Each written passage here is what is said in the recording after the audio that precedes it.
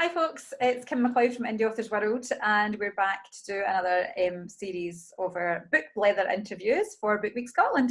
And today I am delighted that I have got the very, very lovely Ms Bernadette Petrie joining me all the way from North Berwick. So hello Bernadette.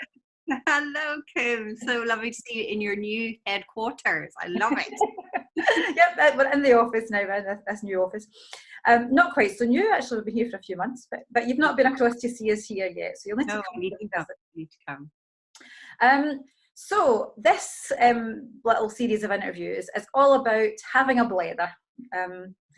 Something you know that I love to do.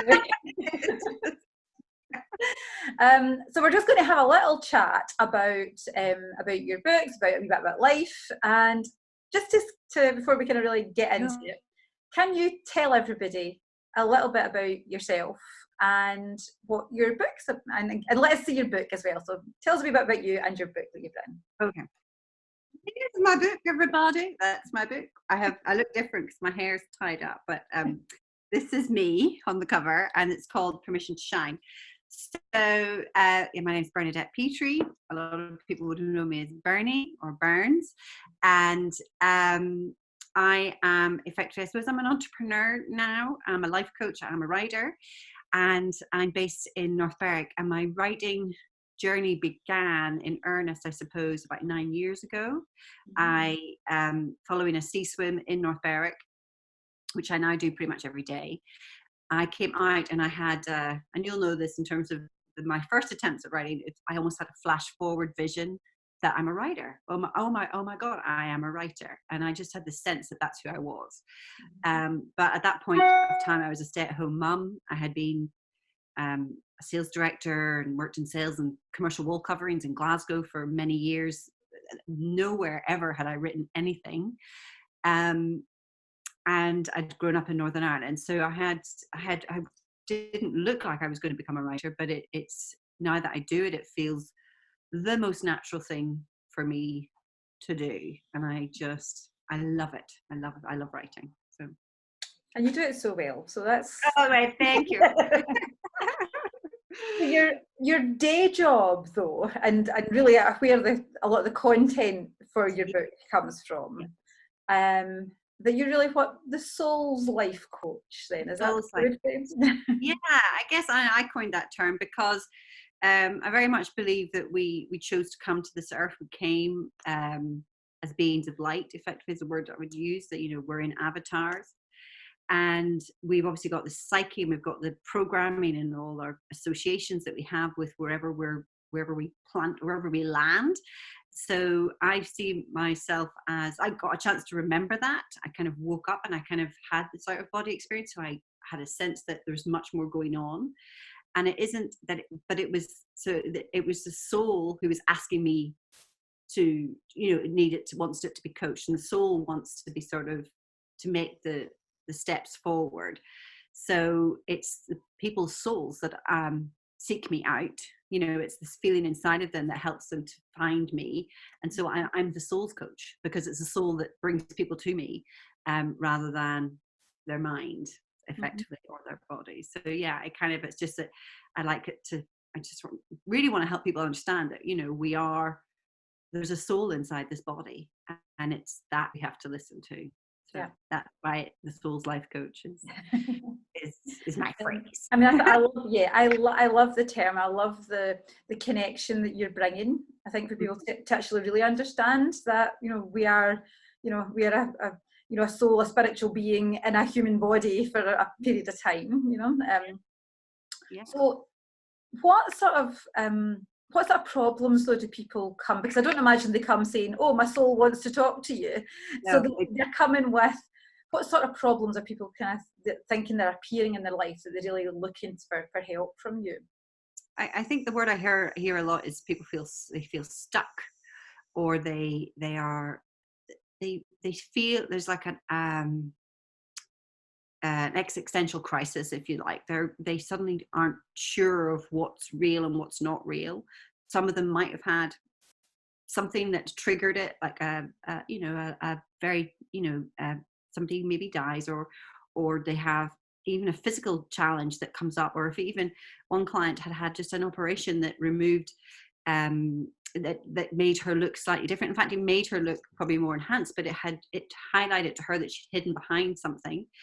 I've had people who, just really, some people have come to me and they feel like they're carrying a real secret, a real shame. And yet when we dive into it, there isn't any, it's like the monster under the bed. It's not real, but it has prevented them from being fully present. Because if we're listening to our mind, and anything that takes us from being in the present moment and remembering we're a being of light is torture. It's hellish, and it's not true. And so anybody in that state where they're just not present, they're at work, they're worried about this, when they're somewhere else, they're worrying about something else, and they're not present, they're spinning, they don't see the cloud, they don't appreciate their body because they're so in their heads. And I can work with those people because I was that person. I was so that person. Like I remember the first time I noticed the clouds in North Berwick, I was like, geez, whiz, who knew? When did they get here? Yeah. It's like, And I think that's so true, isn't it? That we walk around until we're awakened, and that can be, we could just, I remember years ago, so when I was in an HR job, and I used to walk back and forward every day, from the station to the office building and back in, and there was one day I suddenly looked and thought, where did that scaffolding come from? And I had been walking under it for about 6 weeks, and just had never noticed it was there. Yeah. And when you think, if I don't notice that, and I've been walking under it, you do notice that, what else are you missing? Yeah, because I don't know, I'm sure everyone can relate to this. If everyone has, in a town or somewhere they're very familiar with, and you might have driven up and down that street many, many times, and suddenly someday you'll notice a house, and you will swear blind that house was never there. It was like, where did that come from? And, this house has always been there, but I think we probably only see such a small percentage because we are on autopilot a lot of the time. Mm-hmm. And we just assume everything is like it is. And then when we're forced into the present moment, it's the whole, so that is exactly what you said. What are we not seeing? What is here that we are not? And some people are seeing it. And I'm very lucky that there were people in my life that were seeing more than I was seeing. And then I've just sort of stepped into seeing more than I used to see. And I guess as I advance on in my own journey, I'll see even more and more. But it's what we don't see is incredible. Yeah, but it's all fascinating. It really is. Yeah. Totally. And that's what I want to write about in the book. I suppose my writing has been born out of being so much more present. And so I notice things more. And then I write about those, and that's about reframing the thoughts. And obviously the book has got 60 thoughts. So it's about, well, what if that thought was true, and what would happen if that one would be? Yeah. So yeah. And I think that's what I think what I love about your book is, you've shared your own personal journey, and and the kind of honesty of the difficulties that you faced as well, with sort of suddenly kind of coming to a position of crisis, I suppose, for for yourself. And then those thoughts and your flower doodles, and the way that that this all, it just evolved for you, that somebody can tap in and out of the book.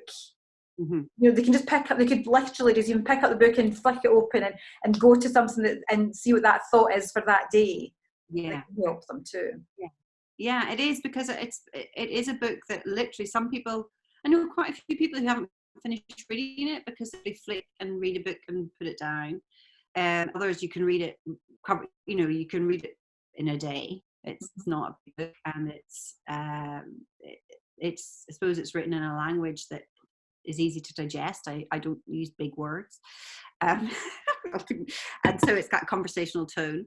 But yeah, it is a book where I love that, because for my own practice, I will, if I'm, you write a book and you're having to live that book and whatever. So I'll open it up, and if I open up even now, you get something, and it's like you can just apply that to your day. So it follows on from the dolls, and it's kind of that's where it leads to me. I got Your Gremlins Don't Live in Nature, as we were talking about the sky. So yeah, exactly. Yeah. Uh-huh. it's that kind of but who knows what we, I realized recently that how you do one thing, I write about this in the book, how you do one thing is how you do everything. But I hadn't realized that how I do one thing was going to be actually the same way that I would write my book, because I write my book the way I tidy my house. I'm in that room, I'm in this room, I'm down there, it looks a complete disaster, and then suddenly it all comes together. And I think once we know who we are as people, whether how we clean a car, how we brush our teeth, how we do anything, how we buy our presents, how we save for our holidays, that will be how we write our book. It'll be the same way, and it'll feel easier and less resistance when we just accept our humanness, I suppose. So that's it. And I've been talking to a few writers as part of this series, and there's a lot of consistency, I think, about your book is obviously all your experiences, your thoughts, your so it is very much you, as opposed to somebody who's writing a piece of fiction, where they're still bringing themselves into their books, but just in different ways. Which I really still want to do. Writing a fictional story is, and this, that we started to first, but I almost had to get this out first, then to be able to dive in. So every day I'm thinking about that story and where it's gonna, and that feels very important to me. So I think I love fictional books. For me, fictional books are, I know some people only read what I would like self-help books. I don't. I read fiction, poetry, self-help books, movies, songs. To me, all of them have got the ability to crack something and help you to become more present, and just to solve that puzzle that would enable you to feel more happy to be you. Because if you're happy to be you, so where we're all aspiring to be, I suppose, isn't it? I mean, that's it. If we were all happy in ourselves, then that would think how much better the world would be. Oh my gosh, just think it would be, if people were genuinely not envying anybody else because they were so happy to be them, it would be incredible. They would understand. It's almost like, they'd understand why they were where they were and what they could then do about it. So See, I knew we were going to have some interesting conversations. These blathers. So the theme for Book Week Scotland this year was blether. Blether. What a great word. I love it. I love that word. It's one of my favourite hobbies, as a good blether with somebody. And it really is, it got me thinking about the conversations that we have and the connections that we make with people. And so, I've been asking, just my kind of guests as to what or who, do you have someone that you really kind of connect with, that you have a blether with, that really kind of helps you, ground you or inspire you or lift you? I mean, do you have a go-to person that really makes a difference in your life?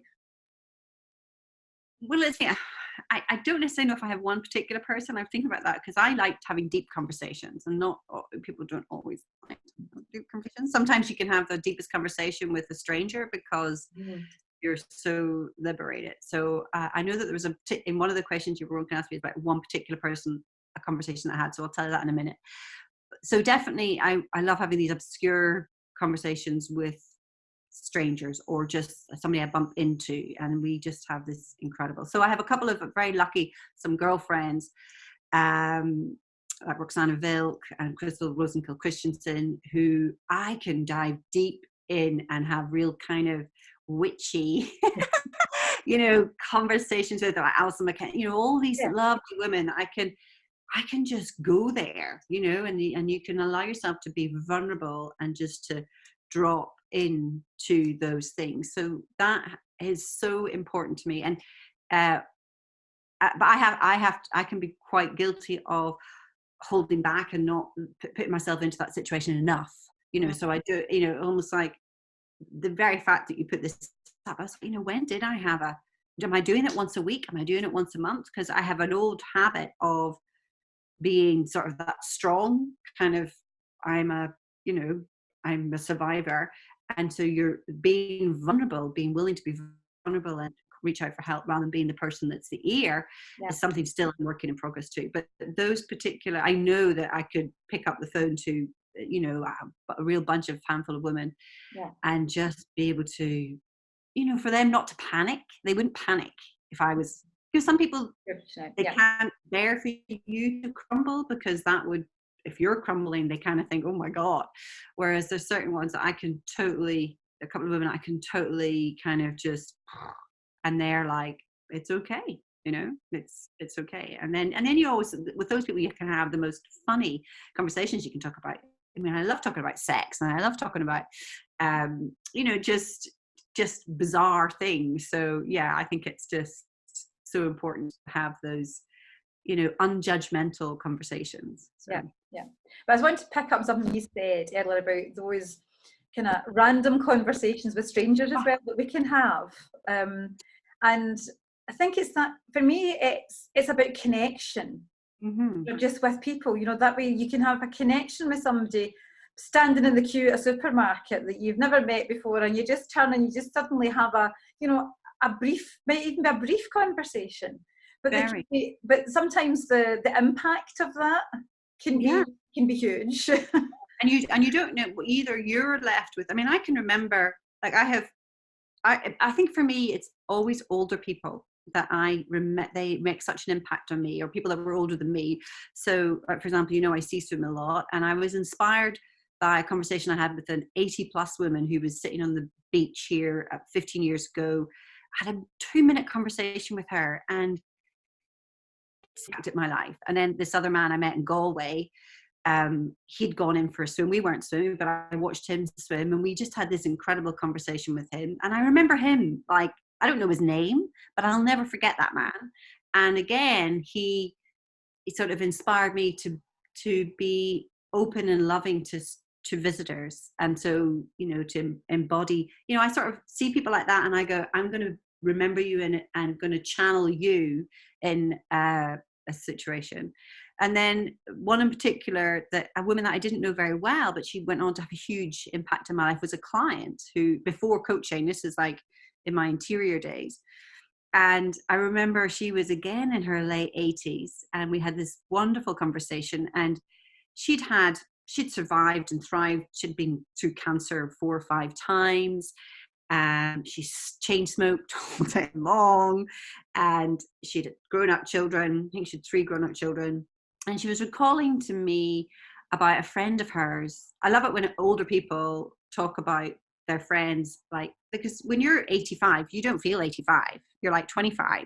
So they're talking about this girl and that guy and this guy. And she was talking about this one. She's, every time I see her, it's moan, moan, moan. And she's dead now, And I just remember just kind of like busting out laughing with this old lady, and she was killing herself laughing. And it was like, when people are they're telling you a story, but they're teaching you something. They're teaching you to wake up, smell the roses, be here now, let go of all the negativity. And so, yeah, that she definitely, I put down almost the fact that I do what I do was because of a conversation that I had one Tuesday afternoon in sort of February with an older lady. So yeah. And I think that's the for me, the power of conversation. Yeah. Because you just don't know. And I'm sure that she probably had no real understanding of the impacts that you would have, or that you would be sitting here now still talking about that conversation that you had with her. Just kind of going, she probably didn't actually appreciate, the impact that conversation had on you. Absolutely. Well, that's 3 human beings, human beings, 2 women and a man, 2 of which names I don't know. Yeah. And 1 I do know and will, forever remember. But they each were helping me to wake up, I think, to remember the essence of connection, to remember that we are one, and to walk lightly on this earth. They were all walking lightly. and they would have gone through, by that stage, you know, they would have all been, they'd all lived through lots of stuff. Mm-hmm. And yet there they were, walking lightly. So yeah, I think that's why we want to have conversations. We want to talk to people, you know, just open yourself up to just, I think now, I think, you know, I love technology. We're doing this through technology. Yep. But, you know, I would so encourage you, just have your phone away when you're in these moments, because I might imagine now I would have been on my phone, we wouldn't have made eye contact. I wouldn't have seen it. And that's kind of like the sliding doors, you know, you could possibly, but even saying that, you could just be in your head as easily as being on your phone. So yeah, I think for the grace, life was meant for me to connect. So yeah, I think it's wonderful, you know, little blethers on a random day. And like you say, those little chats, the impact that you've had, you know, from those people, then like you say, they create a kind of a woven kind of piece of fabric almost through our lives, you know, that where you've had different experiences and different things, where you said you now swim in the sea, you know, you've gone on to do all that you've done with, you know, it's like really being in the moment and connecting, and if you think that, you know, just a few random conversations that, you know, really kind of have inspired that for you, mm-hmm. and you're going on to share your message, your thoughts, your experiences with other people, and passing that torch on almost without it ever really being a concrete thing, you know, at the start. I think that's one of the most incredible things about writing, because like I have on my vision board, I have a legacy, and for me, I really wanted to have something down on paper, because, you know, I never met my paternal grandmother ever. She died before I was even born, and there's just a whole lot, you know, but if I could read a book that she'd written in her 40s or 50s that just was about life, I would be like, you know, that would be, you know, it's like, you know, in jungles and stuff, or trees, there's like a mama tree supposedly, and they've now understood that they have to find the mama tree, and if they mustn't cut the mama tree down, because if they do, it just takes like all the wisdom, and all the trees will die. There's some like interconnection of food and resources. I don't know if it's a particular type of tree, but in certain parts in the forest, they've realized that they mustn't do that. And that's like with us, you know, we've got to pass this information on. We've got to pass it on, and I think that's the beauty of writing, that we can sort of pass on wisdom that we've gleaned from older people, that just will sort of, and then we can add to it. So I've got several stories in my book, but I have no idea who told me the saying or who said it, and I don't remember conversations in the way some of my friends do. Like one of my friends would go, he said this, and then I said this, and she said that, and I'm like, but I remember a story, and I remember a feeling, and I remember how somebody made me feel. Yeah. And that to me is what creates the creative process for me. Yeah. And so I think it's just lovely that you've, you know, captured all of that in your book, and that, like you say, that people can now read, you know, they can read your thoughts in there, you know, so they can have a conversation with you. You know, they can have a conversation with you actually by reading your book, because, you know, your voice is in there, and the voices of all these other people who have told you stories and influenced you are all part of that, and that wonderful, rich legacy that you've already done is there for people to kind of connect with and to enjoy. So, you know, so well done, Bernadette. I'm so proud of you. Blethering pays.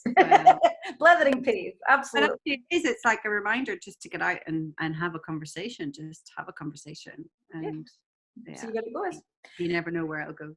So, thank you so much for joining me for our wee blether. Always a pleasure, Kim. Where can people find out more about you? So people can find me on my website, which is www.barefootambition.co.uk. I'm also on Facebook as Bernadette Petrie, the Soul's Life Coach.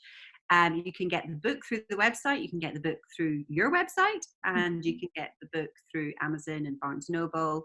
And also I have, this is terrible, I don't think I have them here, but I have, no, I don't. Within the book is also the card deck, which are in colour. Will I show that? So the full, beautiful, beautiful, fully carded pack card deck. And I'm getting such lovely feedback from people about those. So they are something people can shuffle, pick a card for the day, stick it on the fridge, let their friends or family see it. And those are available through the website Barefoot Ambition in the little shop thing. Fabulous, thank you. We will put a wee link to the website on the below the comments and the comments for the video. So yep, check that out, folks. I'm sure you'll find a wee link there somewhere. But can I say thank you so much, Bernie? It's been a delight to have a blether with you again. And yep, I must get over to North Berwick and come and have a wee. I'll get you in the sea. I think so. Honestly, today, oh, it was just. Liquid. If I could bottle it, we would be multi-millionaires by now. Well, thank you so much, Bernie. It's been great to speak to you. All right, darling. Bye. Bye. Bye.